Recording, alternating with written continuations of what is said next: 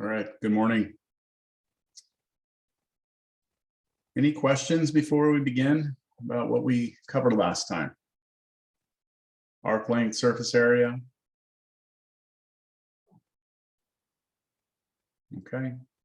So I've been doing some thinking. I was walking in the hallway on campus last week and walked by another Cal 2 class that was meeting face to face, and they're already like halfway through chapter 8, which I can't believe, but I started thinking about this 7.6 applications, and you know, we could take 30 minutes, 45 minutes to go through some applications, but it would be at the cost of not getting as far into some other stuff that I want to do. So for now, I'm going to omit it, and if I have time at the end, I can go back. If not, I can give you a video or something to watch where you can see like how we can use what we've learned to calculate work or centers of mass or moments of inertia or something like that. I've got videos out there where I've done it. So we're going to go right into chapter 8 today, which is called series. But we are going to start with 8.1, which is called sequences. So the chapter is called series, but we have to start with this idea of a sequence before we can talk about a series. So that's what we're going to do today, sequences. And then the next class, we will get into series. Y'all ready? Buckle up. So I have extensive notes on this. You can check online in Canvas. I've got these notes, so do not feel at all like you need to copy down what I'm going through. There's a lot of definitions. You'll be able to go back and reference this. Really, this is about you understanding the concepts and asking questions if you're unsure of something. All right. So maybe we should motivate the idea. I've talked a little bit about this in the past, like why we want to study series. I'm just going to give you a very generic kind of introduction to the idea. When we integrate, we know that integration is hard to do, generally speaking, because most of the functions that we would ever get in the real world are not going to be easy to do with any of the methods that we've learned. So we need some other way of doing it. And so that's where series come in. So I want to start out with a very basic function that all of you are familiar with, and that's the function f of x equals e to the x. So that's our classic exponential function, very important in Cal 1. And we've seen it here in Cal 2 as well. Well, what I'm going to tell you is that that function it is exactly this function. It is 1 plus x over 1 plus x squared over 2 times 1 plus x cubed over 3 times 2 times 1 plus x to the 4th over 4 times 3 times 2 times 1 plus x to the 5th over 5 times 4 times 3 times 2 times 1 plus ... forever. Now, if you don't believe that that's true, that's fine. You don't need to believe it at this point. But I'll try and convince you with an example of us just trying to see, like plugging a value into the function. So on your calculator, if you have your calculator handy, just do e squared. So let's see, where's my e key? I'm gonna go e squared. And when I do that, my calculator spits out 7.38906. And I'm going to put approximately because it actually keeps going, okay? But that's what my calculator gave me. So that's e squared. Now, what did my calculator actually do? My calculator did this, all right? So it did this. It did 1 plus 2 over 1 plus 2 squared, 4 over 2 times 1, plus, let's see, 2 cubed is 8, so 8 over 3 times 2 times 1, plus, you get the idea, 16 over 4 times 3 times 2 times 1. And let me just do one more, plus 32 over 5 times 4 times 3 times 2 times 1. So I'm going to start doing that on my calculator. 1 plus 2 plus 4 over 2 is 2 again, plus 8 over 6 plus 16 over 24 plus 32 over, sorry. Okay, I'm just going to do just those first, what, 1, 2, 3, 4, 5, 6 terms. And my calculator gives me 7.2666, and it keeps going. All right, so look at the answer. Look at the answer the calculator gave us for e squared. Look at the answer we got by using the first 6 terms. They're close, right? They're not exactly the same, but they're close. But notice this dot, dot, dot right there. That meant that pattern continued forever. Okay, forever, never stops. And so if I go further out, okay, if I go further out, this number on the right, 7.266, is going to get closer and closer and closer to 7.389. The further I go out, the more accurate it is. So in your calculator, whoever programmed the calculator has already predetermined how far out to go in this sum, okay?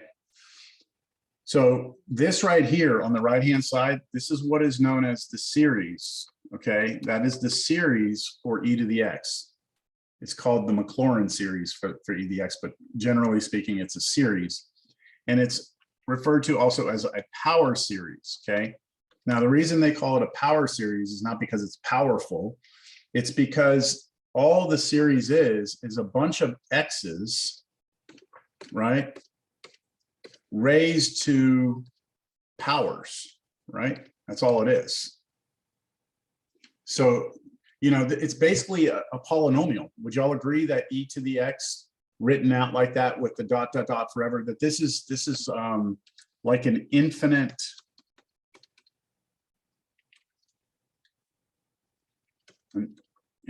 polynomial. It's a polynomial function that just goes on forever and ever and ever, right?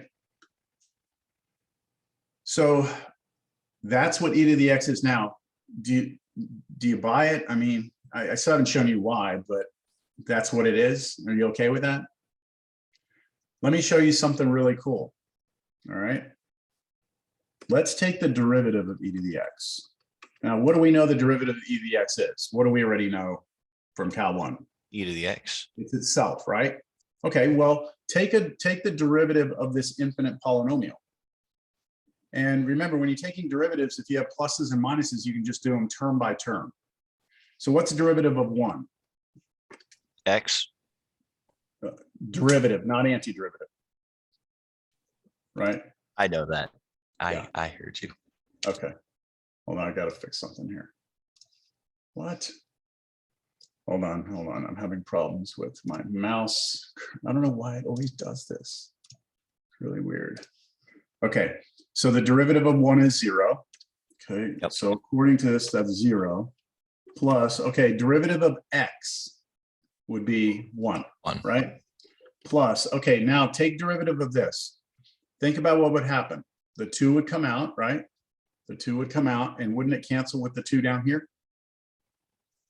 And so all you'd have is x plus, now look at the next one. The 3 would come out, cancel with the 3, and you'd be left with x squared over 2 times 1. Plus, now the next one, the 4 would come out, cancel with the 4 here, and you'd get x to the 3rd over 3 times 2 times 1. You see the pattern here? We keep doing this. Next one would be x to the fourth over 4 times 3 times 2 times 1. But doesn't that look familiar? Isn't that the original series? I mean, isn't it? I mean, Yes. with the exception of the 0 in front, it's the same thing. 1 x squared over 2 times 1 x. It's the same function. So this is indeed e to the x. It behaves the way we thought it would behave, right? That's pretty neat, right? So instead of taking the derivative of e to the x, I could just take derivative of this. Same with integration. If I want to integrate this, I can integrate this. And that's just term by term power rule on each one. It's simple to do power rule, isn't it? Okay, so should we try the anti? No, we won't do the antiderivative. Okay. So this works for pretty much any function. You can take anything you want, okay? And if there's a way to turn it into its power series or Maclaurin series, then differentiation integration is easy because all you're doing is differentiating or integrating a polynomial, which is a basic idea. Okay, and that's the way a computer works. Computers use the series instead of the functions. Yeah, let's stop there. Let's get to sequences because I could talk all day about this. All right, sequences. I have a lot of notes here, okay, for sequences. So we'll start off first of all with the definition. If you can't see my screen, let me know. If it's too small, I can make the print a little bigger for you. Okay, so definition first. A sequence is a function going from n into r. Okay, so most of you are familiar with what double script r is, right? That's all real numbers, all real numbers. But what does this double struct n mean? This is the natural numbers.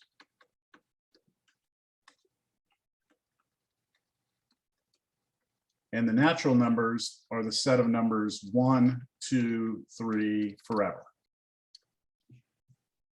So the way I like to think about this is up to this point, when we've studied functions, you were allowed to plug in whatever number made sense that you could plug into the function, and you could draw the function.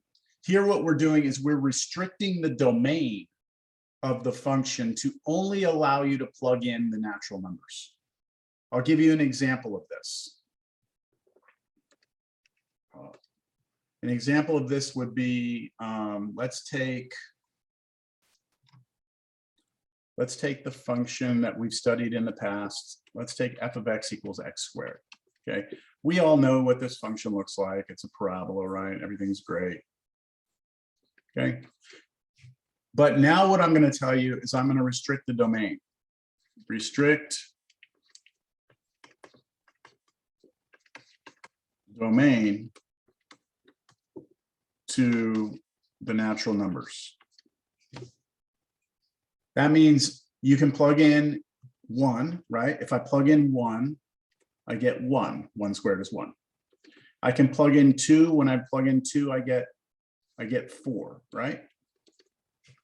Plug in 3, I get 9. But notice that if I did all of them, what I would get would be a picture that looks like this.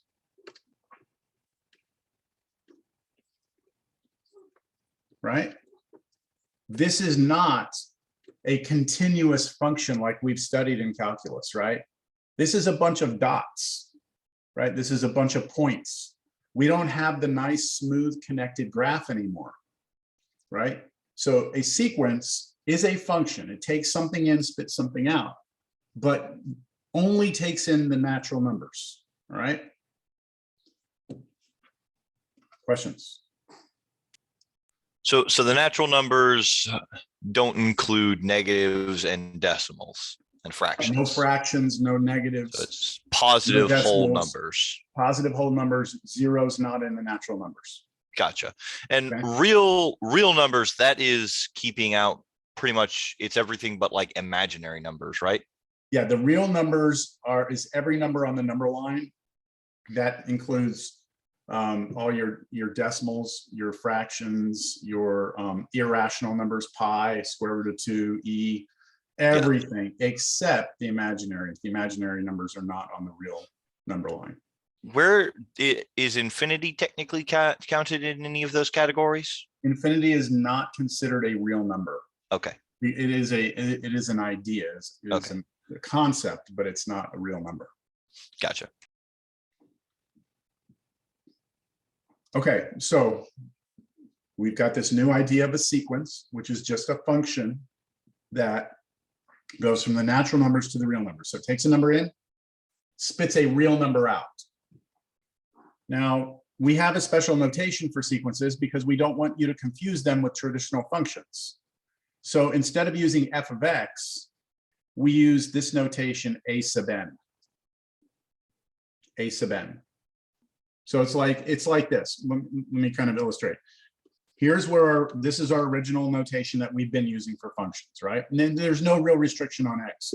What I could do is say, hey, don't do that. Instead, do a function of n and use the letter n instead. And that kind of indicates to you, hey, we're only going to use natural numbers. But that's still not good enough because we just want a different notation that really lets you know we're dealing with a sequence. So we don't call it f anymore. We call it like a sub n, or a of n, sorry, not a sub n, a of n. And then we say, you know what, let's go even further. Let's just do a with the subscript n. And if we do that, use that notation, then you can look at what this creates.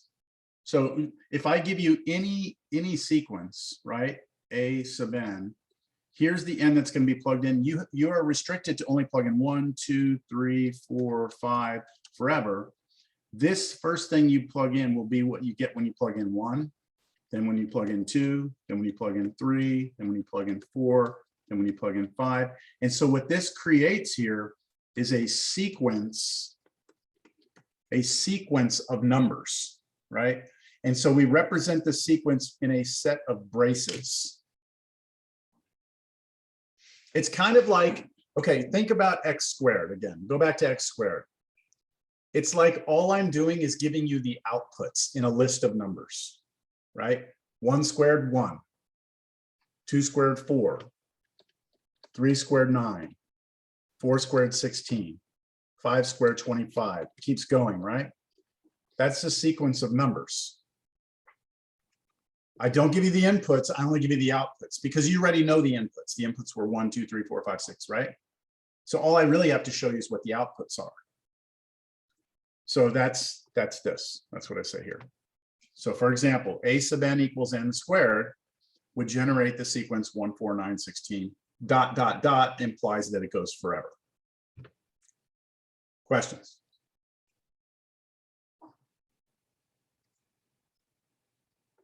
Okay. Now, let me close these as I go. Just out of curiosity, just because I just want to know, like, what would be like an example of like a good real world application of sequence notation, Of sequence notation, or sequences in general? oh man, I mean, I mean, it's okay. If you don't know, that's okay. I was just wondering. No, it's not that I don't know. It's just I don't even know where to begin to give you an example of a real world. I mean, I thought that, okay, I thought that the e to the x was an example of a real world application. Like if you want to take any function and you want to do anything with it, like integration or differentiation, and it's hard, you're going to need its series, right? A series is just the sum of a sequence. Okay, so just imagine a list of numbers, but we want to add them up. Right now, we're not adding them up. We're just trying to find the list of numbers. So we are going to see the application of it, right? We are going to see the application of it as we move on, but I'll give you something else. You asked. Let's say that I have a pyramid, okay, made of blocks.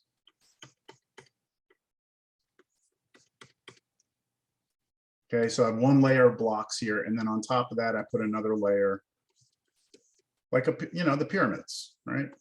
And you have all these blocks, and they come up and they form a pyramid.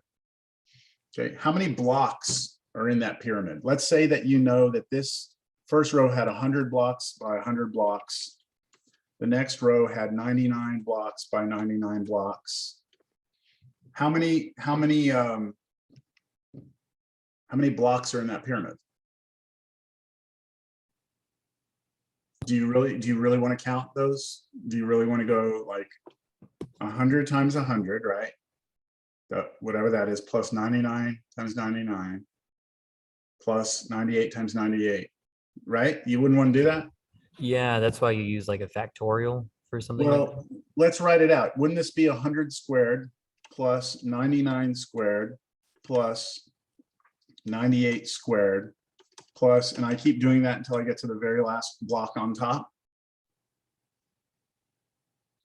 This is a sequence of numbers though, right? Do you agree this is a sequence of numbers Yeah. being added together? So this is what we call a series. So if I could, maybe there's a way that I can add these easily. There is. I'm just saying, like, but we still have to develop a lot of things. We're not quite ready for like the true application of it yet, because we haven't even really defined everything explicitly yet. But there is a way to do this with sequences and series. To find this sum, very simple, very simple. So I have one more question, as long as it doesn't take too much time, because I know if you have a sequence, because it sounds like when you were showing e to the x, it was equivalent to 1 plus x over 1 plus x squared over 2 times 1 and all the way to infinity. Are you able to take like the antiderivative or derivative of something like that if it's infinite, or do you have to cut it off? Okay. Yeah, you can take the derivative or antiderivative, and your answer will be infinite as well. And then we cut it off wherever we need to cut it off. You know, there's a certain like level of precision that we need to get to, and then we cut it off. We can't go forever. We can't go forever. Let me give you all another example. Okay, let me give you all something different. All right. This again, it's steering away from sequences, because series are the ultimate goal. But this will get us maybe thinking, okay, this is valuable. All right, so I'm going to take a cup, okay, and this is a theoretical question, okay, purely theoretical. Let's not get into like, well, let me do the example. Let's say that this is a perfect cup. It holds exactly 1 cup, okay, 1 cup, 8 ounces, right, whatever. All right, so it's empty. And what I'm going to do is I'm going to start pouring some water into it, right? I'm going to pour water into this. So the first thing I do is I pour in 1/10 of a cup. Okay, so I pour it in there. Now I've got 1/10 of the cup filled up. And now what I'm going to do is I'm going to pour in 1/100th of a cup. Okay, so now I pour some more water in here, and the water level comes up a little bit, right? And now I'm going to pour in 1/1000th of a cup.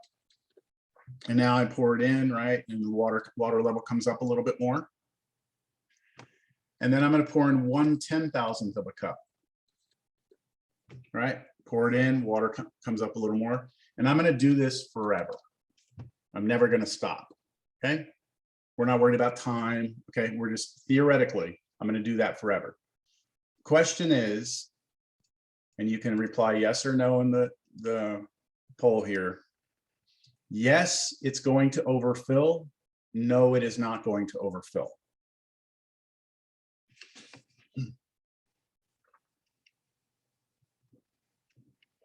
So if you answer yes, you were saying, if I did this forever, kept pouring stuff in, yes, it's going to eventually overfill the 1 cup. If you're saying no, you're saying I can continue to pour in forever and it will never overfill the cup. All right, we're almost there. It's about 12 of you. 14, okay. Here we go. Here are the results. So about 1/3 of you say it will overfill, and 2/3 of you say it won't. So I'm going to ask the people who don't think it's going to overfill to justify explain why. Who wants to say why they do not think it's going to overfill? I just think that the number gets keeps getting smaller and smaller. Like These one numbers are getting 10,000th. smaller. Yeah, like 1/10,000th is already insanely small. And it's just So gonna you- keep getting smaller and smaller. So these numbers are headed towards zero. They're all getting smaller and smaller and smaller, Yeah. right? Yeah, They're they're headed towards approaching zero. Eventually, as you go out, the further you go out, the smaller they get, right? Yeah, Smaller they get. the And nature, very fast yeah. and very fast, right? Yeah. Okay, but let me, go ahead. Someone else have something? I was gonna say it's just 1/x. It's like how we found the area of 1/x restricted from 1 to infinity. Yeah, Reached a finite number and never got. it was finite, right? But see, but here's the problem with this though, is that when you think about this, like this is a positive amount of stuff, right? So it has a volume to it, like it takes up space, and this has a positive amount. They're small, but yes, they're small. But you're telling me that I can keep adding that are you saying the water level is going to keep coming up? Like every time I add water, is the water level coming up? Yes. It is, And, right? and actually, I just thought about it because you're still adding. I hit no, but since you're still adding a certain amount of water or value to it, it's kind of different from like graphing 1/x, because you're not. At least I think it would. So I think so. Maybe I was wrong. Maybe it does fill. So this is one of those problems where, you know, whatever you think it is, right? We could kind of argue both sides. One side is, oh, you know, you're adding it, it's getting smaller, and you know what, it won't overfill. And then you can say, but wait a minute, you're telling me that you have a finite volume and you continue to add something forever, and you're telling me it's never going to overfill? Like, just, you know, you could argue both sides. But mathematically, it's very simple to answer this question, extremely simple to answer this question. We'll Because quickly if you show just us. convert each of these to decimals, 0.1, 0.01, 0.001, 0.0001, if you start putting all these together, this is just 0.11111 forever, which is exactly what 1/9 is. If you do 1/9 on your calculator, it's 0.111 forever. Which means that if you ran this experiment, not only would you never overfill the cup, it wouldn't even fill up halfway, wouldn't even fill up a quarter of the way. It would be maxed out at 1/9 of a cup. No matter what you did, you would never go past the 1/9 mark on the cup. Oh, Because that's look, I mean, amazing. that's what it is, right? That's the actual pretty cool. mathematical representation of this, right? But see here, there's a problem. I mean, this is the answer. Like, it will never overfill. Okay, it will never overfill. This is a series, which is the sum of a sequence. All right. Let me give you a different example. What if I did this? Same idea, cup. Okay, cup like this, and now I did 1/10 plus 1/100. Sorry, no, plus 1/30th plus 1/90th. Now let's go with easier numbers. Sorry, 1/50th, 1/250, 1/625. So what I'm doing is each time I'm multiplying by 5 on the bottom. Okay, and I do that forever. Will that overfill? Well, are each of these getting smaller and smaller? Yes, they're all headed towards 0. Yeah, I'll put 0 if you want. I'll add another. There we go, like that. 1/100, 1/500, 1/2500, 1/6250. Is this going to overfill? Yes or no? What do you think? Well, you'd still have a repeating value, so I guess it wouldn't. It's not a repeating value, but it does seem to be just doing the same thing of adding more decimal like points onto an extremely long decimal. This one overfills. Does it? Yes. Okay, so we have an issue here because, you know, we thought maybe it was that these were getting smaller and that's why, but these both get smaller. It's the rate at which this one got smaller compared to the rate at which this one got smaller. Okay, so It's just, it's something we have to study more, okay? But so for right now, what I'd say is this. Let's get through sequences. Let's understand what a sequence is. When we get into series, we're gonna get to see how this all kind of plays in, okay? So real quick. Yep. Would you be able to prove 1 + 2 + 3 + 4 going on forever? What about it is equal to -112? Right, I just wanted to see you prove it. I want to see that. math. I can show that later. Yeah. Yeah, and what's being asked is there's kind of a famous sum that if you do 1 + 2 + 3 forever, that adds up to be -112. Right, that's what you're referring to, Ricardo? Yeah, this is a famous thing in physics and stuff, and so I'm being asked if I'll show that. I'll show that to you all later. Let's not get bogged down on that, because right now that makes absolutely no freaking sense. Yeah, How no, you that add a does bunch of not numbers make any together sense. and get a negative fraction. Okay, so let's not get the carriage in front of the horse here. And I'm not even saying that that's necessarily true. Okay, in this class, that's not true. All right, that adds up to be -12, -112. All right, so we got the sequence notation. Now, there are what we call infinite sequences and finite sequences. So sometimes we want our sequence to go forever, and sometimes we want it to stop somewhere. So when you're given a sequence, if you just put the sequence in braces, it's understood that the end starts at 1 and goes forever. So this is another way you could write it. You could explicitly tell me n's going to start at 1 and stop at infinity, which means it never stops. Or you could actually give me a restriction on it. So here's an example. Let's say I give you this sequence n², and I say n equals 3 here and 5 there. That notation means this. I'm going to start with n being 3, square it, get 9. Then I'm going to let n go to 4, 4 squared is 16. Then I'm going to go to 5, 5 squared is 25, and that's where I'm stopping. That's a finite sequence. If I write n² like that, excuse my braces, they're so wonky. I do them so fast, they don't even look like braces. Okay, then this is just 1, 4, 9, 16, 25, ... forever. Infinite sequence. See, if I don't put any restrictions, then it starts at 1 and goes forever, unless I specify what they are. Clear? Infinite sequence, finite sequence. We are going to spend almost all of our time with infinite sequences. Finite sequences aren't that interesting to us. All right, common sequences. These are sequences that you need to know, all right? So let's do this. I'm going to give you the sequence, the list of numbers. You see if you can come up with the formula for it, all right? And we'll just kind of go around, and I'll take volunteers initially, okay? But you can only go once. So how about this most basic sequence right here? What is the formula for this sequence? That'd be n + 1.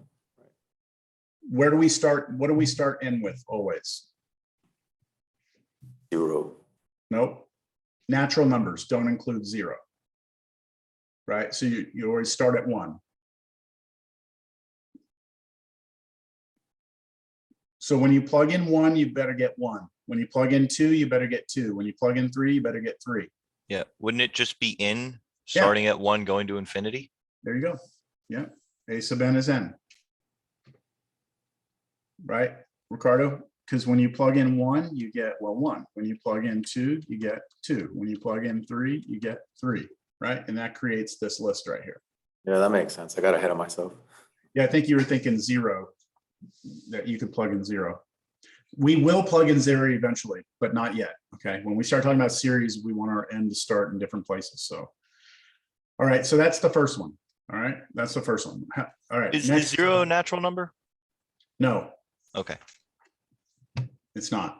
The natural numbers are the numbers that humans started, the first numbers we naturally started using, which, 1, 2, 3, and then 0 came later. We understand, like 0 was actually a pretty big deal. We figured out what 0 was.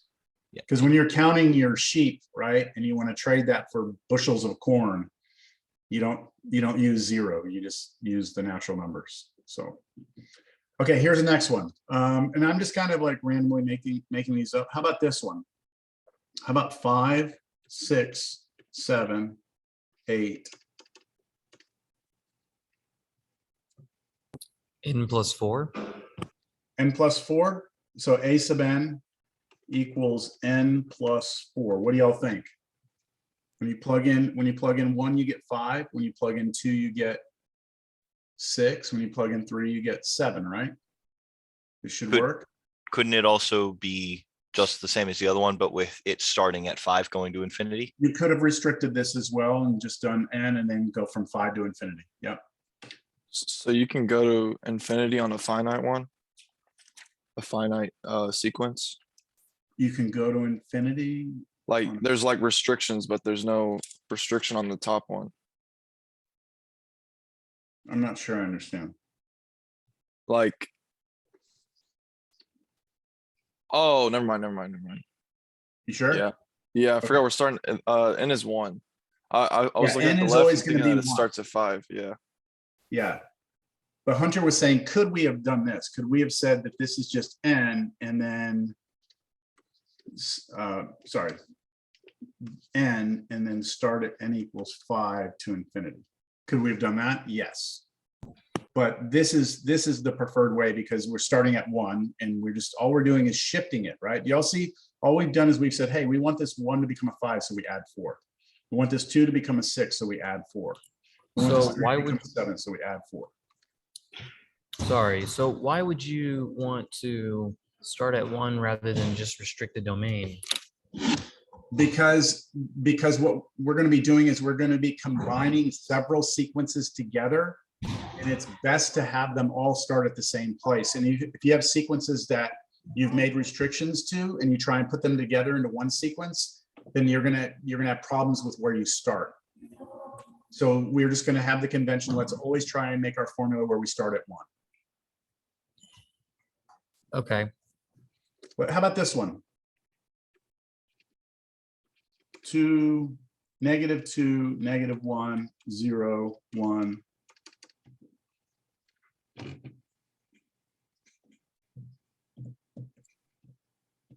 Is this N minus 3? N minus 3. What do y'all think? A sub n equals n minus 3. So if you plug in 1, what do you get? -2. -2. Plug in 2, you get -1. Plug in 3, you get 0, right? This will work, yes?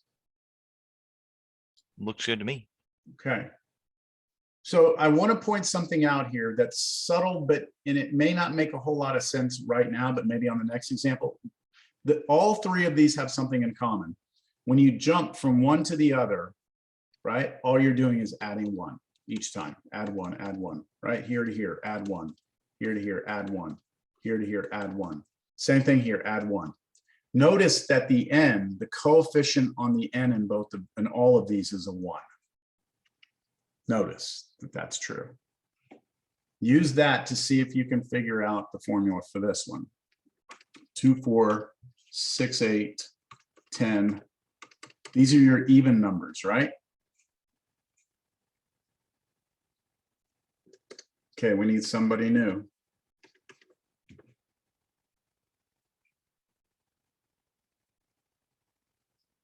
Is it 2n? Okay, is it? What do you think? Arturo, yeah? Yeah, Plug in 1, what do you get? 2. 2. Plug in 2, 4, 4. right? 6, 8, 10. That works. This is the sequence, right? This is the formula for the sequence that generates the even numbers, right? Even numbers, right? Starting with 2. How about this one? Whoa, what the heck? Are y'all still there? I'm here. I don't know Sir. what happened. It just told me I signed out of Zoom because I signed in somewhere else. Okay, Amazing. yeah, all right, so let's look at another one. How about this one? How about if we wanted to start at 0, then go 2, then go 4, then go 6? So that's the even starting at 0. So Arturo just went, who's up? Oh, I was gonna go, but Go ahead. well, I already went, so I you don't know if did? you're looking for another volunteer. Well, do we have another volunteer? Okay, so yeah, so it'd just be 2n minus 2. 2n minus 2. So y'all seeing that these jump by 2 each time? Right, +2, +2, +2. We just need to know what to start at. So I'm using a 2n because it jumps by 2. I just need to add or subtract a number to shift it so that it starts at 0. So if I plug in 1, I get 0. Right, when I plug in 2, I'll get 4 minus 2, that's 2. It's making sense, y'all, or no? How about this one? Making sense, all right? How about this? How about 0, 5, 10, 15, 20, 25, 30, 35, 40? Who wants that one? I think I have it, but someone else grabs it first.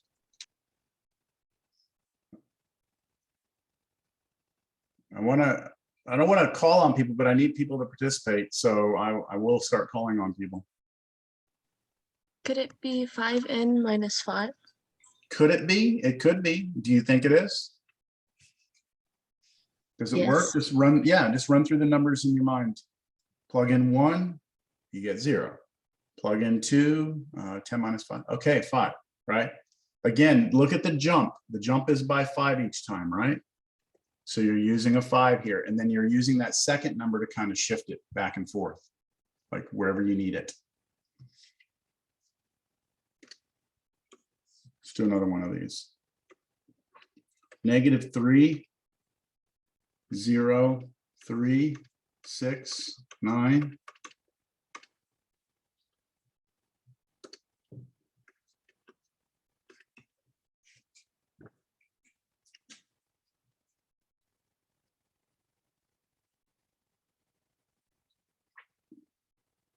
Who's got this one? Would it be 3m plus 3? It Yeah, could be then- -6, no? So if you try 3m plus 3, if you plug in 1, don't you get 6? Yeah. Okay, all so, right. okay, but it jumps by 3, so I agree with this part. 3n, that should get the jumping by 3, but you want that when you plug in 1 for n, you need to get a -3. So it's gonna be -6. Take away 6, right? So what you do, you like to get the jumping first, like the whole set, and then you like figure out where to start your points. Is that kind of how you Exactly. go? If that's the pattern you're seeing in here, then that's what you do. If these each jump up by the same amount, then you need to just use that as like your coefficient in front of n, and then adjust the left and right of where you are with either adding or subtracting a number. Okay? Let's keep going.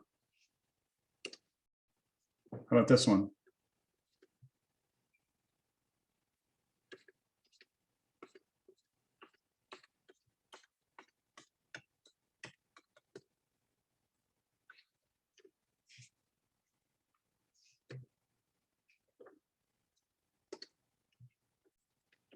I'll give you a hint here. This is not like anything we've done so far.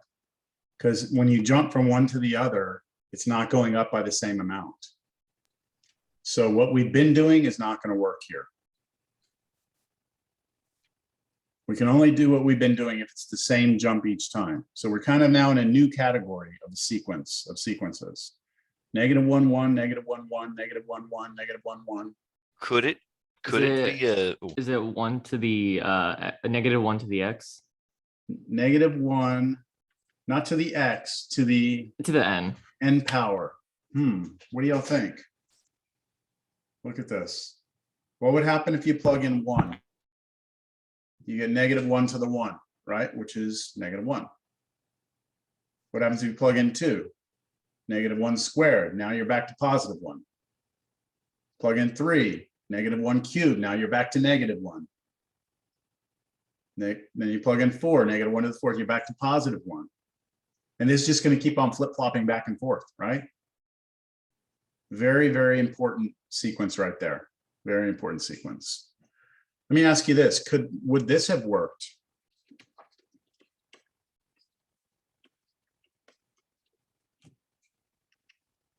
What happens when I plug in 1?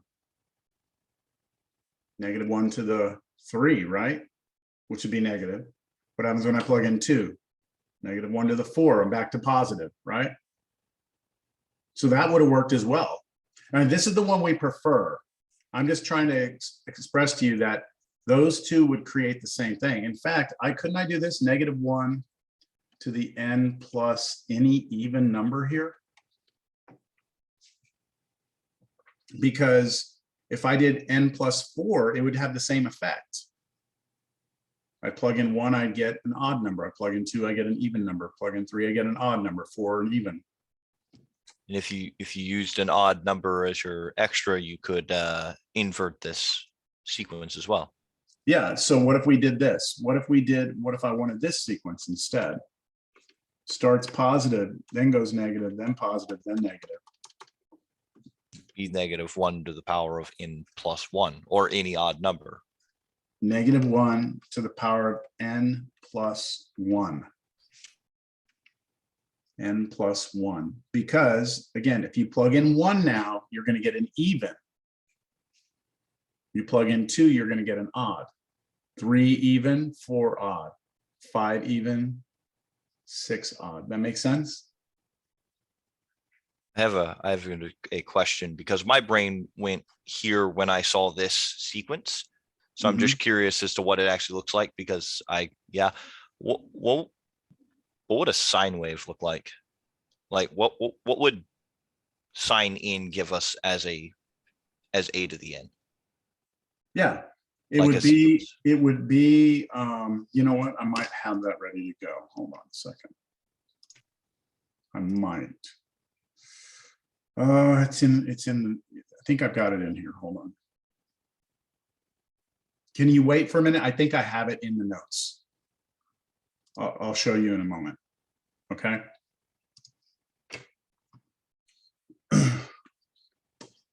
All right. Let's keep going. I want to try and see if I can get you to come up with formulas for a few more of these. How about this? How about 2, 4, 8, 16, 32, ...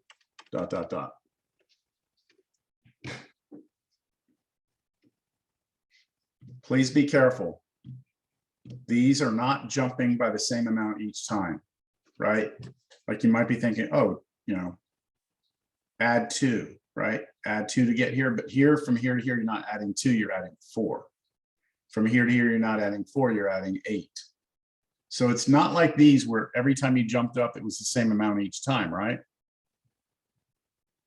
But all of these have something in common. So anyone who hasn't gone, see something here?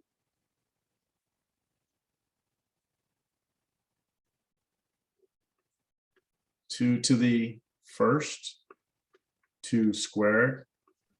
It's going to be 2 to the power of n. 2 to the power of n. Yeah, each of these are all powers of 2, right? These are all powers of 2, but the powers go 1, 2, 3, 4, 5. So this should just be n up here. 2 to the n, 2 raised to the n, not 2 times n. 2 times n would give us even numbers, right? 2 times n gave us even numbers. 2 raised to the n gives us powers of 2. Here's one I forgot to give you all. Sorry. 1, 3, 5, 7, 9.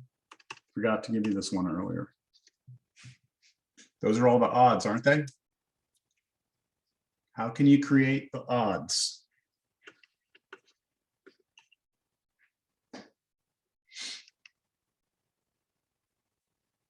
Can't you just create the evens and just take one away from each even? Right? Couldn't I just say 2n like that? That would create the list 2, 4, 6, 8, 10, 12, but take one away from each. So instead of giving me 2, it gives me 1. Instead of giving me 4, it gives me 3. Instead of giving me 6, it gives me 5.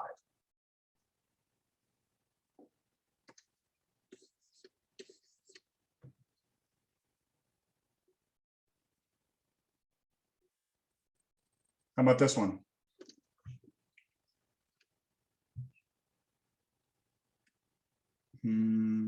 Hold on. Negative, this one's going to be tricky. -2,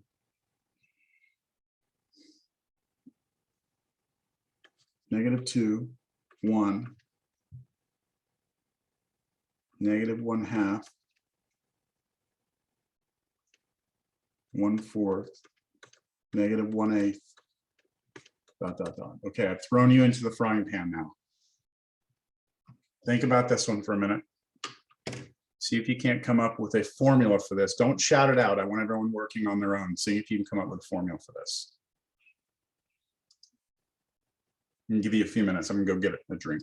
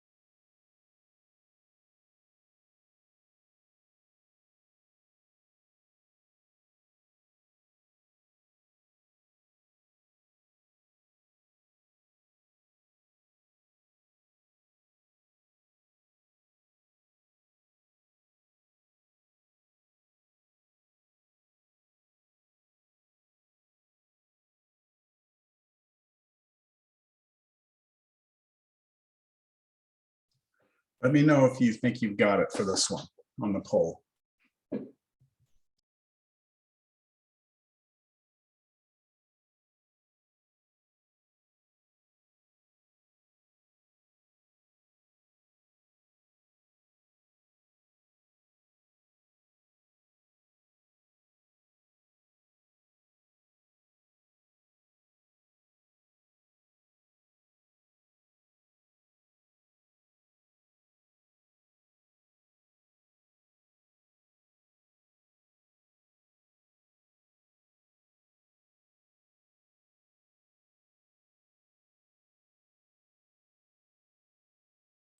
I think for this one, I'm going to kind of help you work this one out because I did kind of throw you into the frying pan here. A few of you say that you think you've got it, but just hold tight.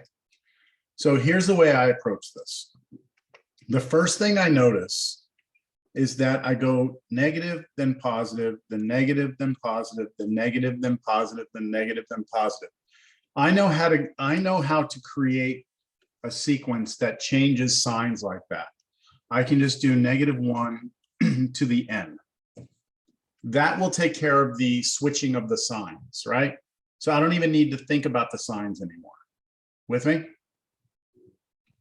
That means let's just look at the numbers. 2, 1, 1/2, 1/4, 1/8, right? Like that. I'm just looking at those numbers.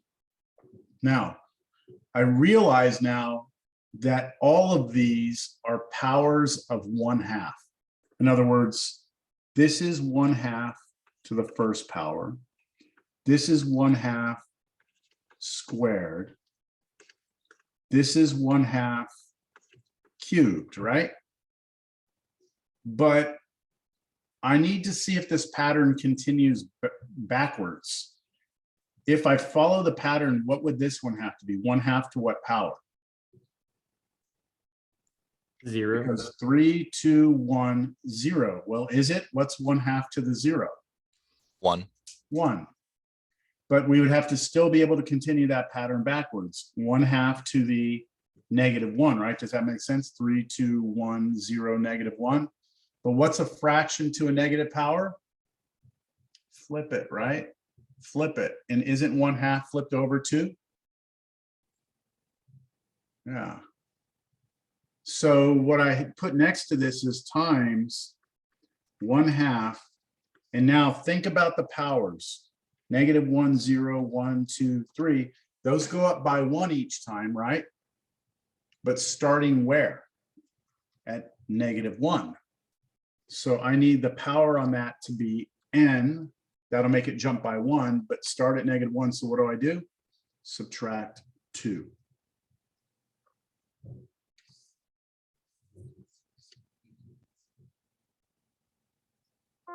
-1 to the n will give me the negative, positive, negative, positive, negative, positive. 1/2 to the n minus 2 will give me all these powers of a half starting at -1. Make sense?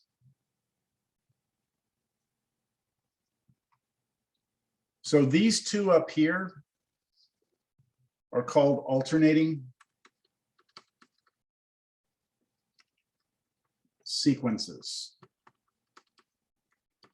These are very useful because they give you a way of going from negative, positive, negative, positive, or you could do positive, negative, positive, negative.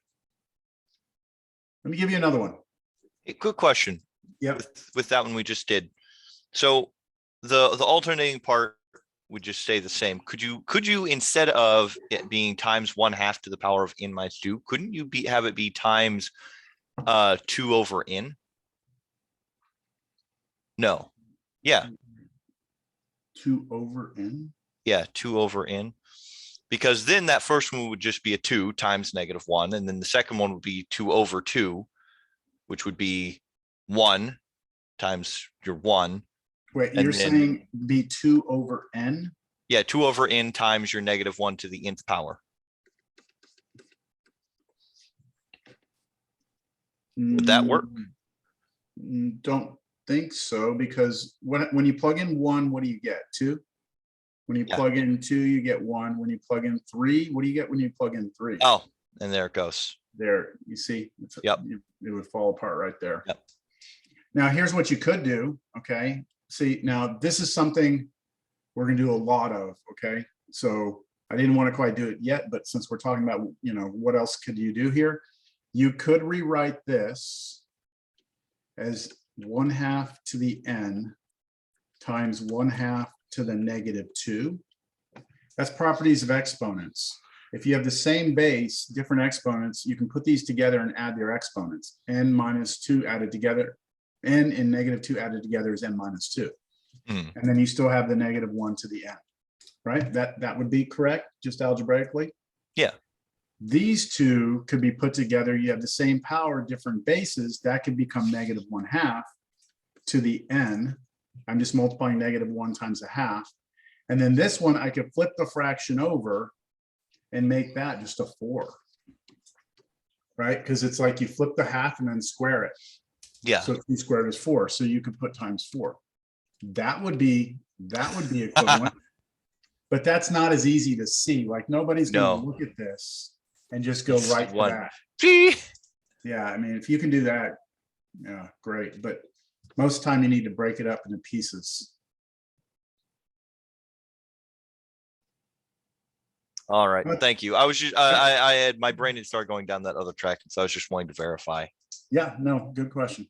All right, I want to do this one. 3/4, okay, minus 5/16, 7 64ths, -9. What do y'all think I'm going to put on the bottom there?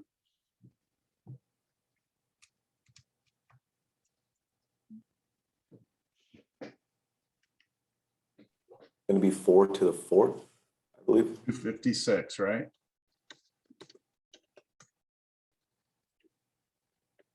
Four to the 4th.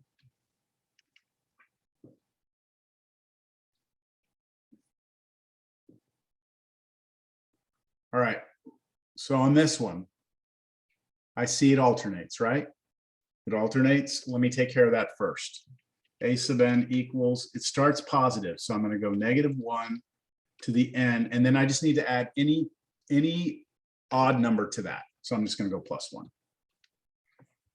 That should get me my alternating starting positive, then negative, then positive, then negative, then positive, negative. We good with that?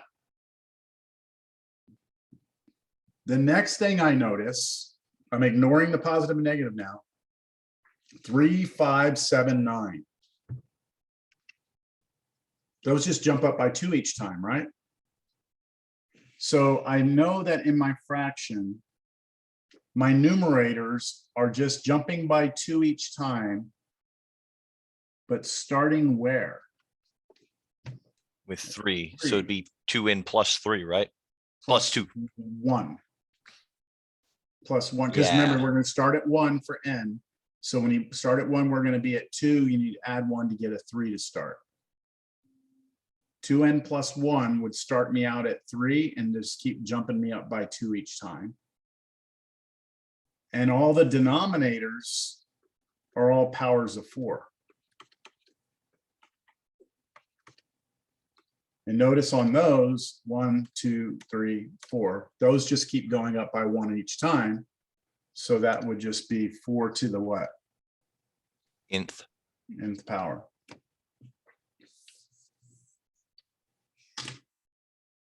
Are y'all seeing how this can start getting a little complicated? My wife's dog thinks so as well. Let's get back to the notes. So common sequences, the integers, a sub n equals n, that's the first one we started with. And then this is the examples of creating the integers just at different places, right? So you're going to add or subtract a number from n to be able to kind of shift where you're starting. Every other consecutive integer, the even numbers, 2n, right? Or we could do 2n plus 4, 2n minus 8. That would just move us somewhere different in the even numbers. Odd numbers, 2n minus 1 would give us the odds. But then again, we could do 2n plus 3, 2n minus 7. That would give us the odd numbers starting at different places. This all making sense now? Now that we've done a few examples, does this make sense? Alternating sign sequence. -1 to the n, we just looked at. Then I said even number up there, or if we do -1 to the n plus 1 or with an odd up there, that'll give us the alternating either starting negative or the alternating starting positive. Other common sequences. A sub n equals kn. So this could be 2n, 3n, 4n. This will just give you the multiples of k. Example, if I do 5n, it's going to give me 5, 10, 15, 20, 25, 30, 35, 40. The powers, so 5 raised to the n would give you 5, 25, 125, 525. And then this one, be careful, don't confuse these two. Here, n is the power that keeps changing, right? The power is the thing that changes, the 2, the 3, the 4, the base stays the same. Here, the power stays the same and the base changes. So n cubed, 1 cube, 2 cube, 3 cube, 4 cube, 5 cube.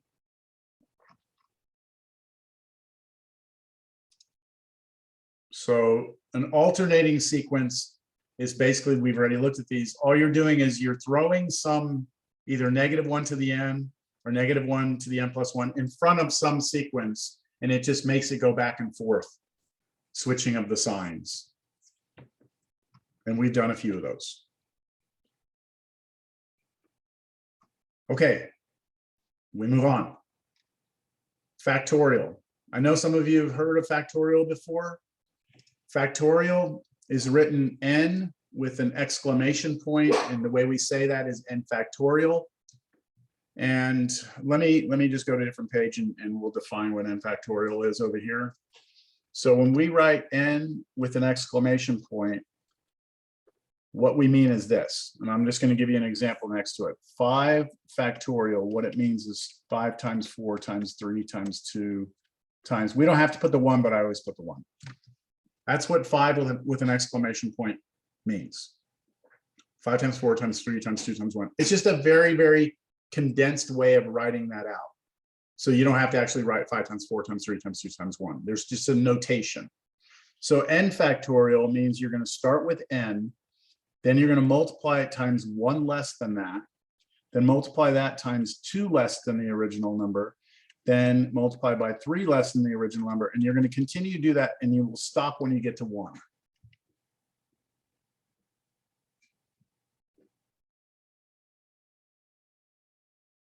Now, when we do this factorial, there does become a question. What is 0 factorial? So 0 factorial seems like the answer would be 0, but we define this to be, so anytime you see an equal sign with the colon in front of it, that means we are defining, mathematicians have defined 0 factorial to be 1.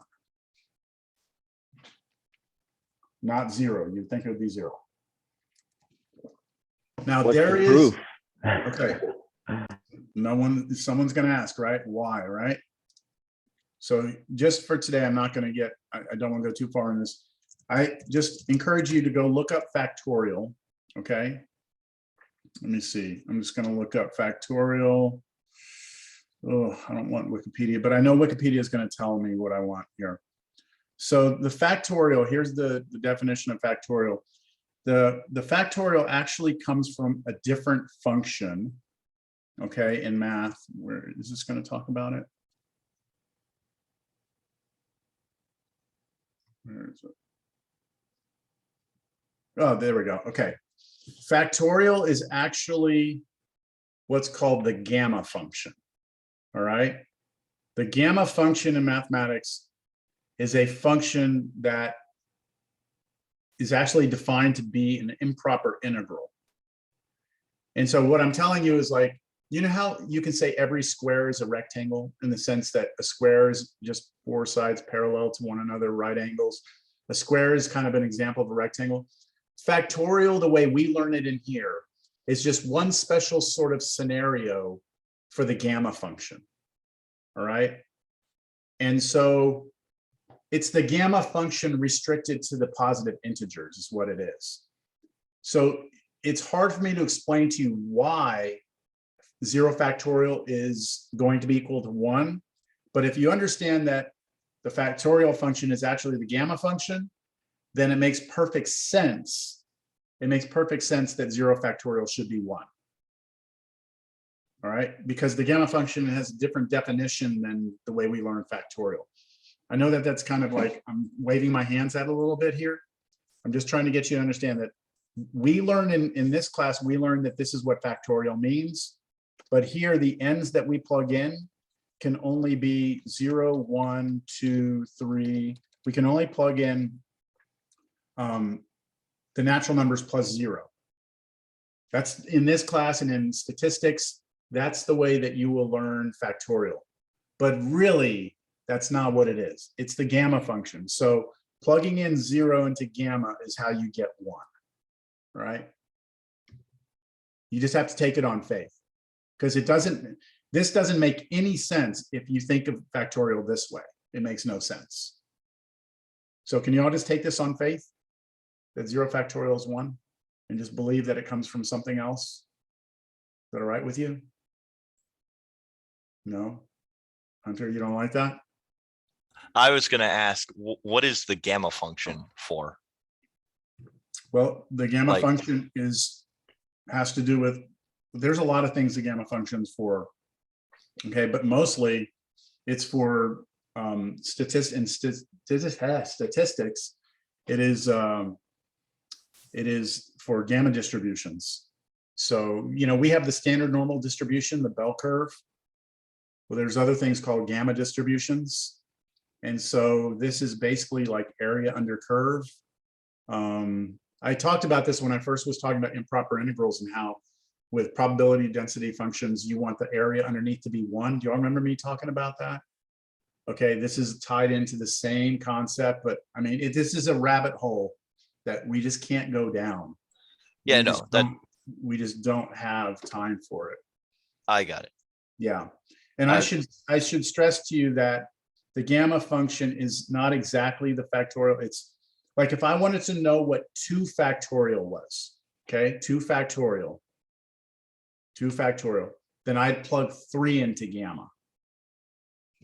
Look at this right here. So if I wanted to know what 2 factorial is, I would actually need to do gamma of 3. Because this is the relationship. Gamma of n is n minus 1 factorial.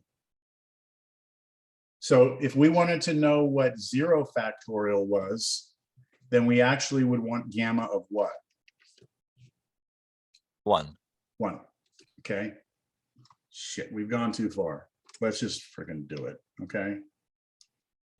Here's the gamma function. It's so hard to get through it's so hard to get through the first section of chapter 8 because there's so many like things that, there's so many things that are like questionable, like you want to know. So what is gamma of 1, right? What is gamma of 1?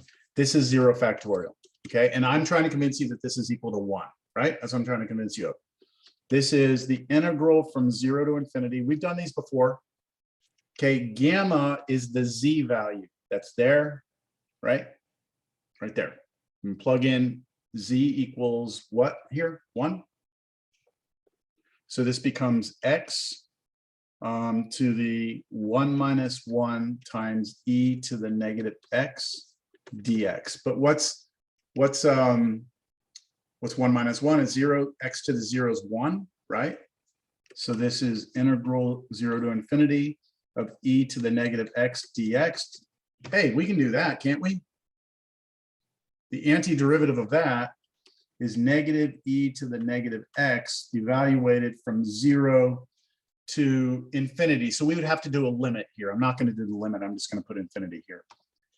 And I don't like the way that's written, so I'm going to write that as negative 1 over e to the x. That's a little bit easier for me to look at.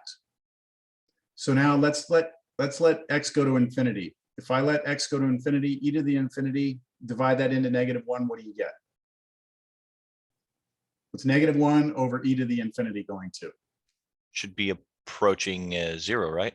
0, right? So we get 0 minus, now let's plug in 0 into this. E to the 0 is 1, negative 1 over 1 is negative 1, and so minus 1 is 1, so your answer is 1.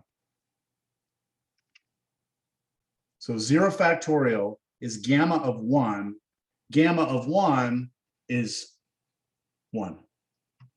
That's really cool. Yeah, try this, watch. What's 2 factorial? Well, that's gamma of what? Well, 3, let's right? do 1. Let's do 1 factorial. It'll be easier. 1 factorial. That's That'd be gamma of gamma 2, which is the integral from 0 to infinity of x to the, replacing z with 2, right? So that's just x to the 1 times e to the negative x dx. Could you integrate this? How? Integration by parts. Okay, I'm not going to do it. All right, but you could do integration by parts and your answer would be 1. Okay, if we wanted to know what gamma of 3, or let's say 2 factorial, that's gamma of 3, that's integral 0 to infinity. Now this becomes x squared e to the negative x dx. Okay,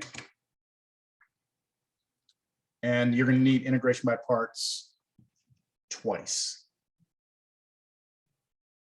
So it's just pretty standard. You're gonna need to integrate by parts for the gamma unless you're doing very, 0. Unless you're doing gamma of 1. Yeah. But here's the thing that's really crazy about this is that now you can actually do gamma of a half. Gamma is not restricted to integers. So gamma of a half is the integral from 0 to infinity of x to the, well, if I plug in a half in here, I get negative 1/2 there, e to the negative x dx, and I can still do some sort of integration here, and I will get a result. Is it still 1/2 factorial? Because it's not in that ballpark. Well, factorial, the way we learn it, you can't plug fractions into factorials. The way we learn it. But can you plug fractions into gamma? Absolutely. Okay, absolutely. What would this be? This would actually be what factorial, technically? Wouldn't that be -1/2? That'd be -1/2 factorial. Which is doesn't make any sense super to us. impossible with normal factorials. Yeah, with the way we learn factorial, like -1/2 factorial makes no sense, but gamma of a half makes perfect sense. As long as you can do the integral. And so if you go back, I know I'm going way off here, but if you go back, here's the actual graph of the gamma function, okay? So when you plug in, wait a minute, is this, yeah. Remember, what was 0 factorial was gamma of 1, right? So if you go to 1, right, plug in gamma, this is the same as 0 factorial, you get 1, right? If you plug in 2, this is the same as 1 factorial, and you get 1 as well. So 0 factorial and 1 factorial are the same. But the thing is, you also get, look, it's defined for all the fractions, right? Now, look at something's happening here. Look at these points. At 0, at -1, at -2, at -3, at -4, what's happening? It's approaching Gamma infinity or negative infinity. Approaching infinity. So that improper integral diverges. And so gamma has domain restrictions. Some of y'all are going to see a lot more of gamma, trust me. Some of y'all are going to see gamma a lot. All right, I've got to get back. I'm sorry. Okay, so back to this. Back to, I don't even know where I was. Okay, so factorial for us in this class is only from 0, or only 0, 1, 2, 3, 4 forever. And we are all now better accept that 0 factorial is 1, because I actually showed it. I don't think I've ever shown it before. So I've now shown that 0 factorial is 1. All right. Now, factorial is used a lot in statistics, right? It's used a lot in statistics because it's a way of counting things very, very easily. One simple example would be this. Let's say I had 5 students, right? And I wanted to line you up on a wall, 5 students. How many different ways could I line you up? So think about, there's 5 positions. There's 5 positions on the wall. I have 5 students, 5 positions. Well, the first student that I place right here, I get to pick, right? I've got my 5 students. I can pick any of those 5 to go into that first position. So there's 5 different ways I can choose that first student. Now I've got to fill the second position. There's only 4 students left. So I put one of 4 students in there. So there's 4 different possibilities there. Now I have 3 students left. I can put 3 possibilities for that position, 2 students left, 1 student left. So the total number of possible ways to do this is these numbers multiplied together, which is 5 factorial. So if I have 5 students and I want to line them up 5, up against the wall, there are 5 factorial ways for me to be able to do that. That's how many different variations I could have of that situation. Okay, I'm going on. All right, so we know what factorial means. Yes, kind of. I want to get back to a very important property of factorial, and that is this one right here. n+1 factorial is equal to n+1 times n times n-1 times n-2 forever, all the way, not forever, until you get to 1. So this is what n+1 factorial means. You start with n+1, then you multiply that times 1 less than n+1, then you multiply that times take another 1 away, right? Just keep taking 1 away each time you move down. But what is this in red? What's n times n-1 times n-2 all the way down? That's just n factorial? That's just n factorial. So this is just n+1 times n factorial. That's what n+1 factorial is. This is a very important property of factorial. Very important. I'll show it to you in a different way. As an example, could I do this? n+7 factorial would this be correct for me to write n plus 7 times n plus 6 factorial? In other words, could I peel the n plus 7 off and then just write the rest of them as n plus 6 all the way down? Does that seem reasonable to you? Yeah, it seems reasonable. I'm going to do it this way also with the number. If I did 18 factorial, what I'm saying is that's 18 times 17 factorial. So instead of writing 18 times 17 times 16 times all the way down, I could just peel the 18 off and then just write the 17 on down as 17 factorial.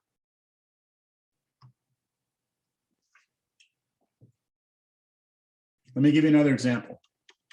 This one comes up a lot in this class.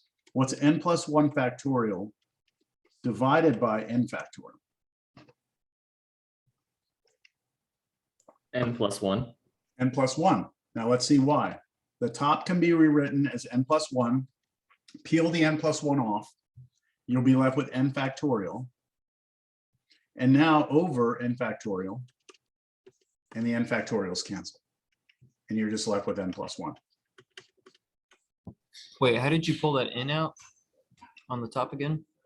Okay, right here. This right here. Right. Oh, I think I erased it. Right. We said n plus 1 factorial is n plus 1 times n minus 1 times n minus 2 all the way down. But this right here is n factorial. So you can rewrite n plus 1 factorial as n plus 1 times n factorial. That's what I just used right here. Okay, understood. And then cancel. I'll give you another one. 2n plus 1 factorial over 2n minus 1 factorial. Okay, watch what I do on this one.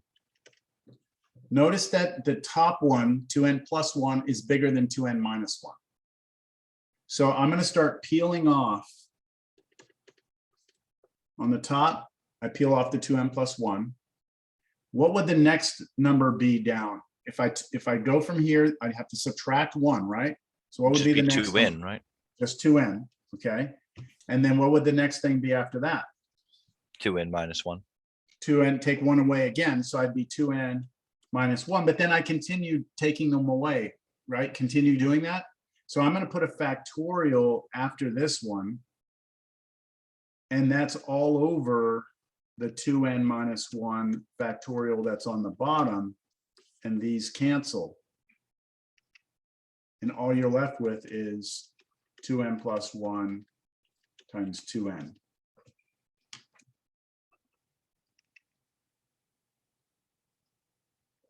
If you want to see this one in a different way, so maybe it makes a little more sense, take 18 factorial over 15 factorial.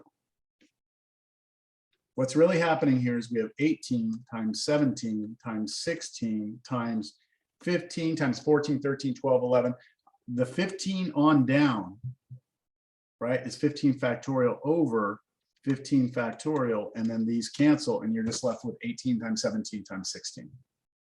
That's exactly what I did in the previous example, except here these were hard numbers. Here, these are variable expressions.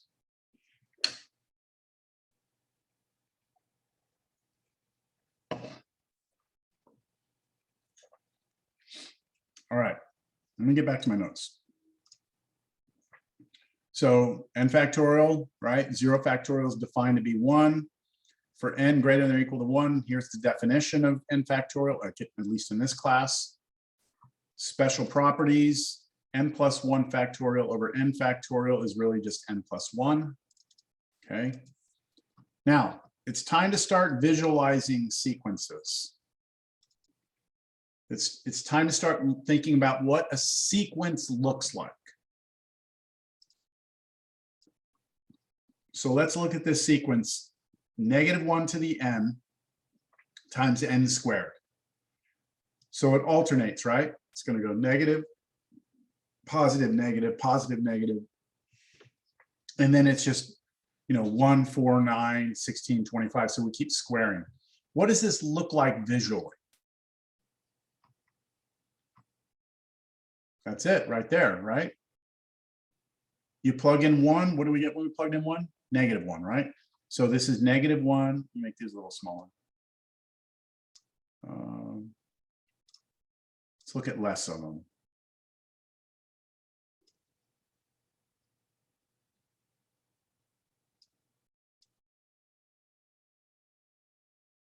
So we plug in 1, we get -1. Plug in 2, we get 4. 3, we get -9. 4, we get +16, -25, right? And we keep on doing that.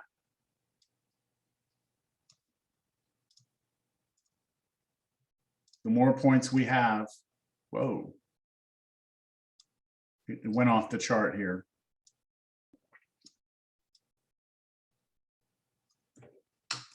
That's what that sequence looks like, right? It is not a continuous function. It's just dot, dot, dot, dot, dot. So if you drew it, you'd be picking up your pencil doing dot, dot, dot, dot, dot, dot, right? So if it's not a function, you're never going to be able to take a derivative. Do y'all agree with that? The derivative of a function required a limit, right? That was the definition. When you take the derivative of a function was a limit as you came in from both sides. When you have a sequence, you don't have a function, so you can't do a limit because you have single points. So how can you approach a point from the sides if you can't, if it's only a single point? So this is bad news. All of our ideas of a derivative and all that can't be used on sequences. Let's look at another one. Here's the sequence n squared over 1 plus n squared. That's what it looks like. What does it look like it's doing? Can y'all tell? Looks like a horizontal asymptote at 1. Yeah, it looks like as you go out to the right, the sequence starts to grow, and then it just kind of looks like it's asymptotically approaching 1, but never getting there. Let's look at less points there. See?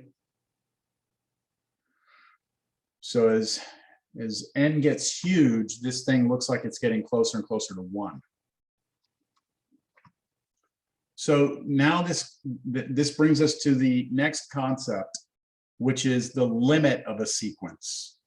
The limit. Now we did limits of functions already, right? Now we're going to talk about the limit of a sequence.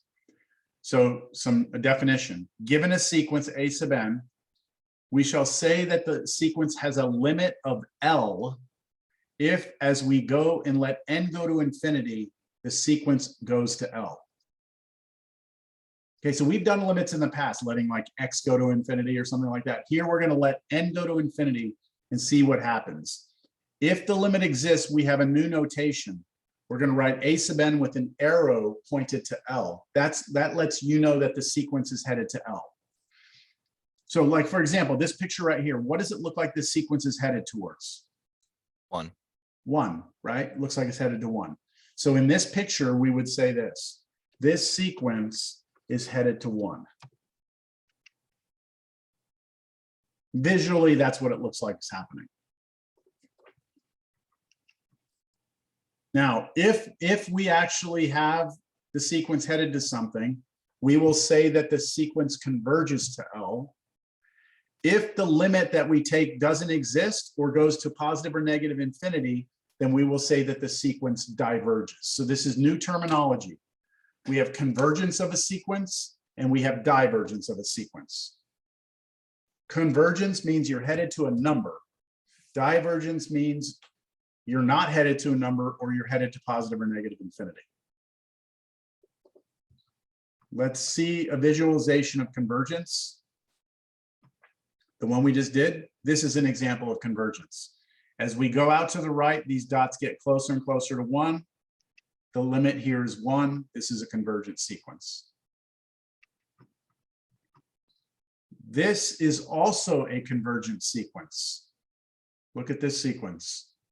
It starts out up here, then down, then here, then here, then here, then here. Then it's kind of waving up and down. So as it waves up and down, notice it's kind of like getting closer and closer to zero. It's getting smashed in like a funnel between. It's like a funnel that kind of like gets smaller and smaller. And these dots pop around in there up and down, but they're getting funneled into zero. Y'all buy that?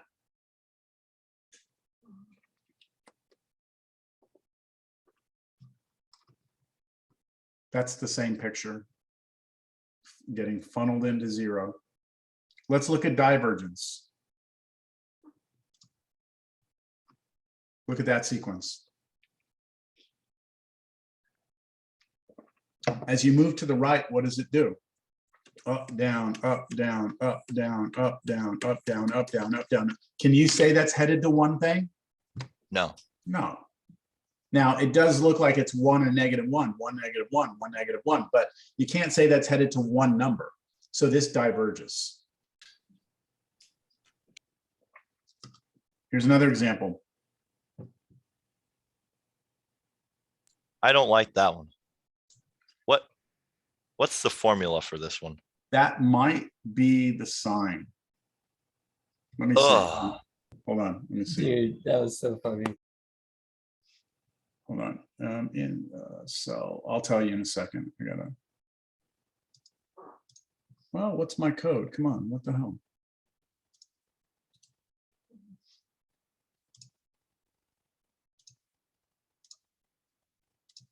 Whoa.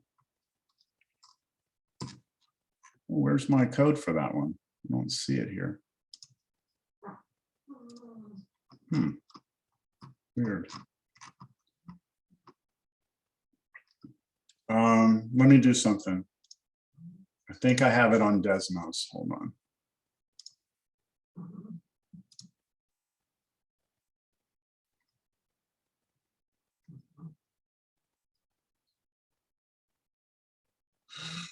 I thought I had it.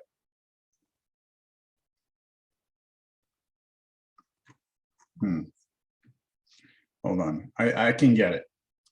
Running Desmos sequences. I'm pretty sure I can find a demonstration there. There we go. So you wanted to know, right? Here it is. This is what the sine.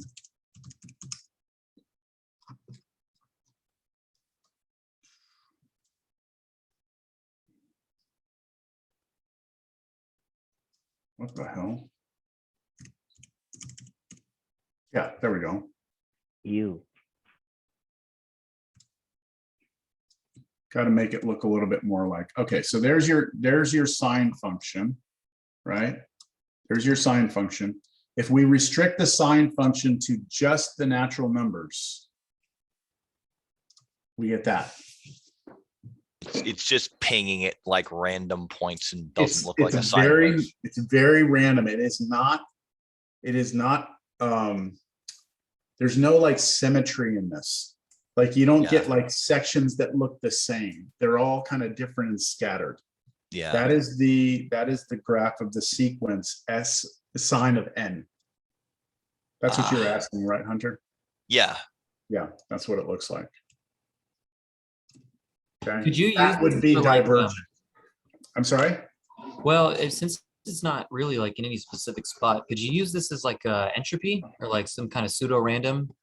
Like a random? Generator? Yeah.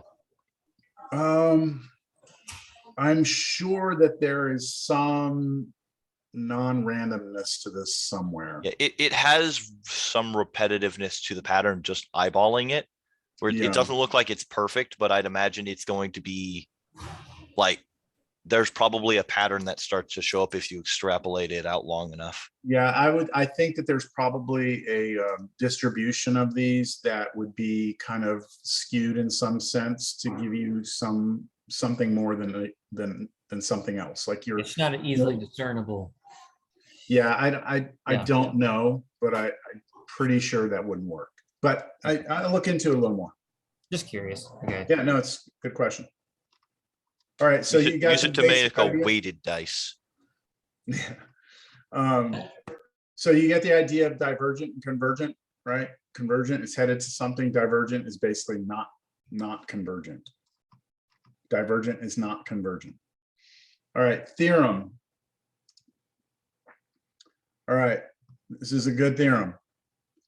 Let's say that you take the limit as x goes to infinity of some function, and it goes to L.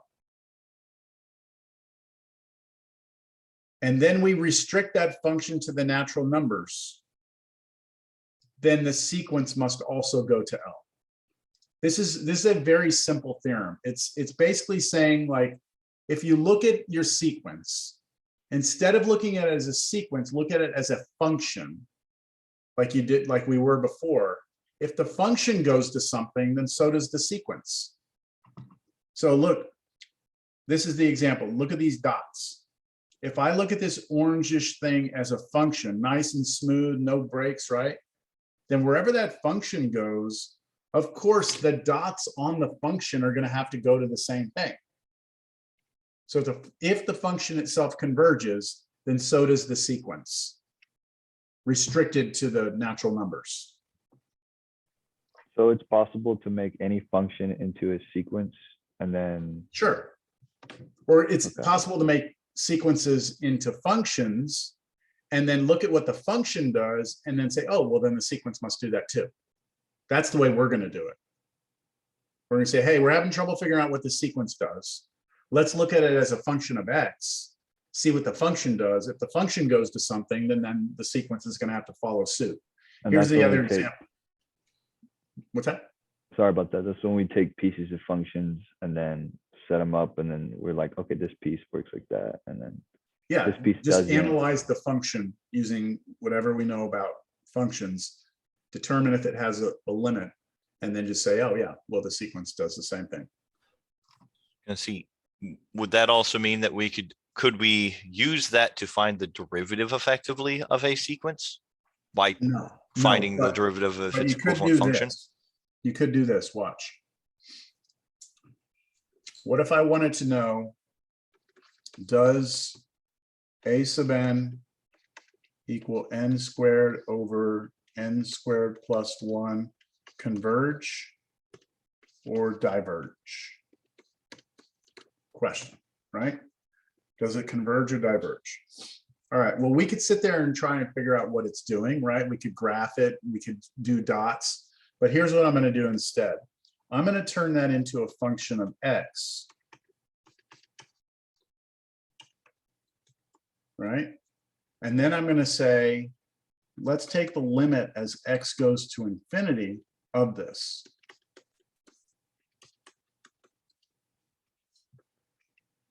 And when I do that limit, I get x going to infinity, I get infinity on the top, and I get infinity on the bottom, don't I? And when I have infinity over infinity, I can use L'Hopital's rule. So I bring in L'Hopital's rule, which means I take the derivative on the top and bottom, 2x over 2x, but that's just equal to 1. So the limit of the function, right? The limit of the function is 1. So the sequence must also do that as well. So I'd say, therefore, n squared over n squared plus 1 goes to 1. Whatever the function goes to, the sequence goes to. But I used L'Hopital's rule, didn't I? Which required a derivative. You can only take a derivative if you have a function. You can't take the derivative of a sequence. So that's why I had to look at the function instead. The visual of this is this. If we take n squared over n squared plus 1, that's the sequence, okay? That's the sequence. You can tell it's going to 1.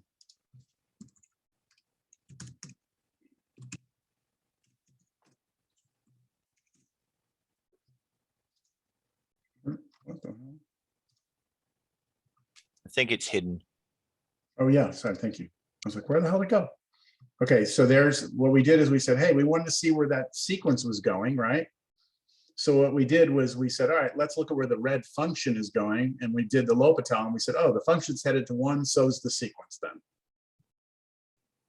All right, we're out of time. Now look, unfortunately, we have a lot to still do in 8.1. I mean, there's a lot. In fact, I'm not sure how much of your homework you can even do at this point. So for sequences, here's what I recommend you look at for homework for 8.1. Do numbers 5 through 8. 5 through 8, they give you a sequence and you're supposed to find the formula for the sequence. Right, like I was doing, I said, here it is. And I was asking people, what is the formula for that? All right, and then, I don't know, I wouldn't even mess with the rest of that. Because I really technically have not gone deep enough into the next part. So I have a quick question, not related to this, but going back to the previous sections of section 7. Y'all are free to go. Okay. Y'all are free to go. I'll see you next class. You Go ahead, had that like thing of notes on those formulas. Are we allowed to have that on a test, or do we need to memorize all those formulas? I know what you're talking about. Yeah. Or is there a less in-depth version of those formulas that we could have for a test? Because those were a lot and they were kind of complicated, and I don't know if I can memorize them. Yeah, this is for the surface area. Yeah, this stuff. Yeah, because you had that whole one that was in your files, and Yeah. it seems like a lot. And I was figuring you probably didn't want us to print it out for a test, but is there something that we could have with those formulas for a test? Because You know what they're I'm kind of intense. I'm gonna let me think about this. Okay, Okay. let me think about this. And the issue is this really.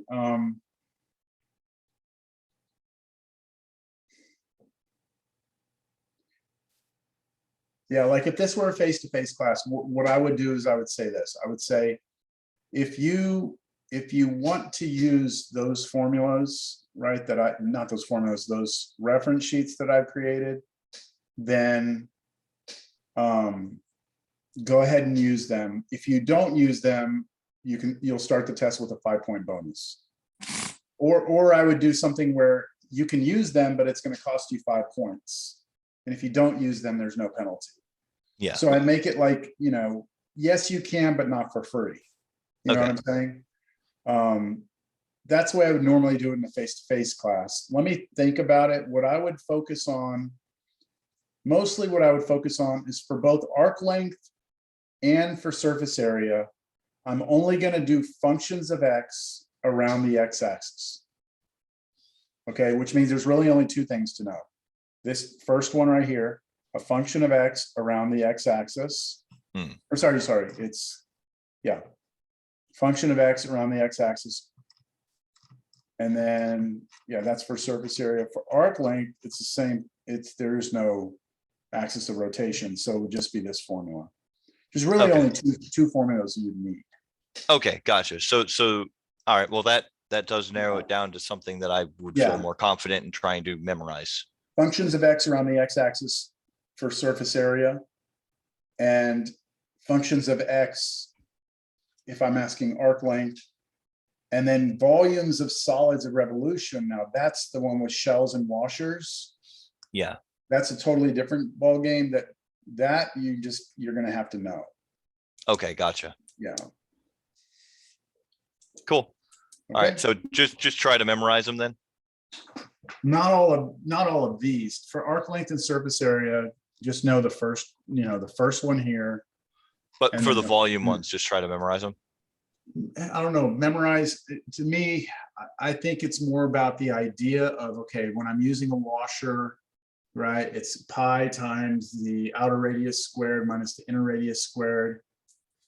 It just depends on which way things are set up. Yeah. And then when I'm doing shells, it's 2 pi. And then I need to know the distance from the axis of rotation to the rectangle, that's my radius. And then it's just basically top minus bottom or right minus left. So you could sit there and try and memorize all the formulas, but I think if you understand like conceptually what the visual of what you're trying to achieve, I think it's easier than looking at all these different scenarios. But Okay. everyone's brain's different, so however you want to do it. All right, gotcha. Okay. Thank you, sir. Yep. I'm gonna head to my office hours. Any other questions? No. I'm gonna try and pick up that book tomorrow. Is that okay? It's sitting in the office. I mean, it's not going anywhere. Okay, super. I will. Thank you. Okay. Yep.